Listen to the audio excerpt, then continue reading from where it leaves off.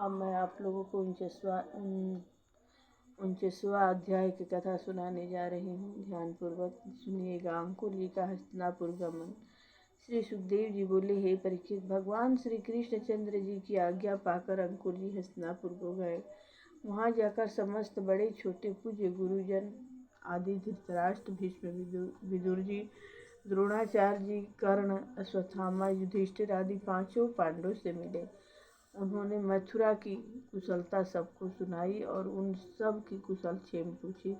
तत्पश्चात अंकुर जी अपनी बहन कुंती के महलों में गए। वहाँ पर कुंती अपने भाई के आगमन सुनकर अति प्रसन्न हुई और अंकुर का आदर स्वागत करके उनके निकट बैठी। उसके हृदय में अपने गांव घर की याद जागृत उठी। वह आंसू पूछकर सबकी कुशल मंगल पूछने लगे। अरे भाई, मेरे माता पिता, बहन, सखी, सलेहत, जय प्रभु, मेरे माता पिता, बहन, सखी, सलेही सब कुशल से तो है। मैंने सुना है कि मेरे भाई वसुदेव जी के पुत्र श्री कृष्ण और बलराम जी स्वयं कमल नयन भगवान तथा तीनों के रक्षक हैं। क्या वे कभी अपने मेरे भाइयों की भी याद करते हैं? हे भाई, मैं शत्रुओं के बीच में फंसी हुई।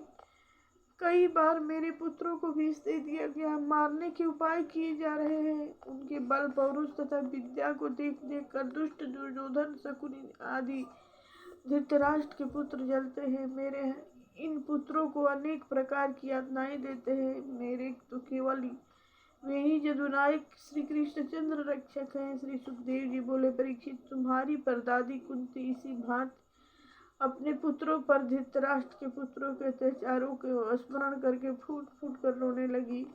उसकी करुणाजनक दशा को देखकर अंकुर जी तथा विदुर जी अति दुखी हुए और कुंती को जीव त्यों करके सांत्वना दी।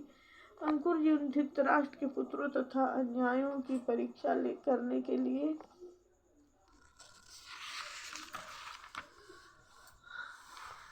कई महीने तक हस्तिनापुर रहे।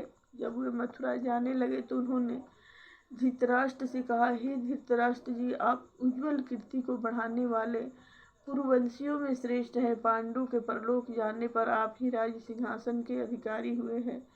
जब तक पांडव समर्थ नहीं होते तब तक आप ही उनके साथ समान भाव रखते हुए उनका पालन करेंगे। जब वे समर्थ हो जाएंगे तब उनका राज्य वापस कर दीजिए। आप अपने पुत्रों और पांडव पुत्रों के साथ समानता का व्यवहार कीजिए।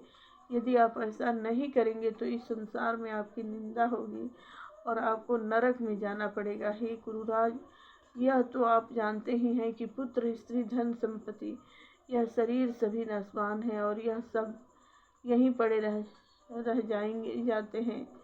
केवल जीव ही अपने कर्मों को लेकर बाहर जाता है। जो मूर्ख जीव इन्हें अपना समझकर अन्याय करता है और धर्म से विमुख आचरण करता है, वह लौकिक तथा परलौकिक दोनों ही मार्गों से चतुर्थ हो जाता है। पाप की गठरी सिर पर लाद कर नरक में जाता है। यह जगत 4 दिन की चांदनी फिर अंधेरी रात है। इसलिए आप पक्षपात रहित होकर अपने पुत्र तथा पांडवों के पुत्रों के साथ समान व्यवहार कीजिए। धृतराष्ट्र बोले, हे अंकुर जी, आपके वचन सत्य हैं और मरने वाले के लिए अमृत के समान है। किंतु हे अंकुर जी, मेरा चित्त ऐसा चंचल हो रहा है और पुत्रों की ममता से ऐसा विषम हो रहा है कि आपके यह उपदेश उसमें ठहरते नहीं हैं। एक बार बिजली की भांति कौंधते हैं और फिर क्षीण हो जाते हैं। अब जो होना है सो होगा। मैंने सुना है कि यदुकुल में सर्वशक्तिमान भगवान अवतरण हुए हैं। ऐसा कौन है जो उनके विधान को लौट सके? उनकी जो इच्छा होगी वही होगा। उनकी माया को कोई नहीं जान सकता। मैं उन चैतन्य शक्तिशाली भगवान को नमस्कार करता हूँ। श्री सुखदेव जी बोले, परीक्षित, बुद्धिमान अंकुर जी धृतराष्ट्र का गुण महत्व को अभिप्राय समझकर कुंती से विदा लेकर वहाँ से मथुरा चले आए और उन्होंने वहाँ का सारा हाल और धृतराष्ट्र का बर्ताव बलराम तथा कृष्ण को ज्यों का त्यों कह दिया, कह सुनाया। प्रेम से बोलिए मंगलमय भगवान की जय, भगवान विष्णु की जय।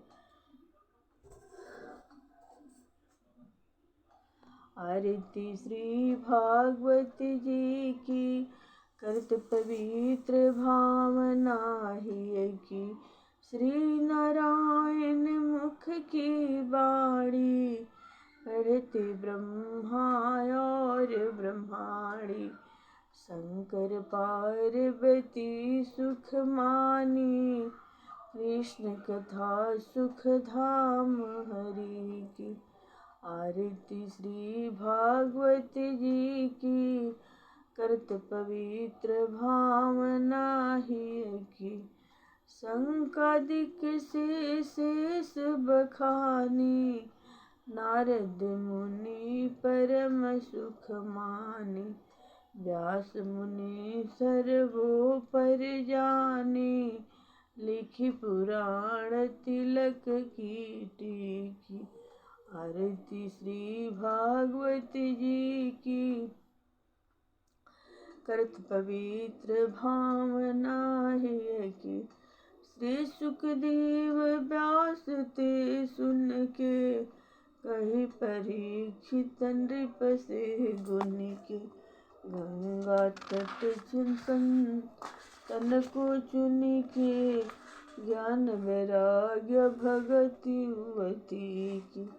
आरती श्री भागवत जी की, करत पवित्र भावना ही की। प्रेम से बोलिए मंगलमय भगवान की जय हो।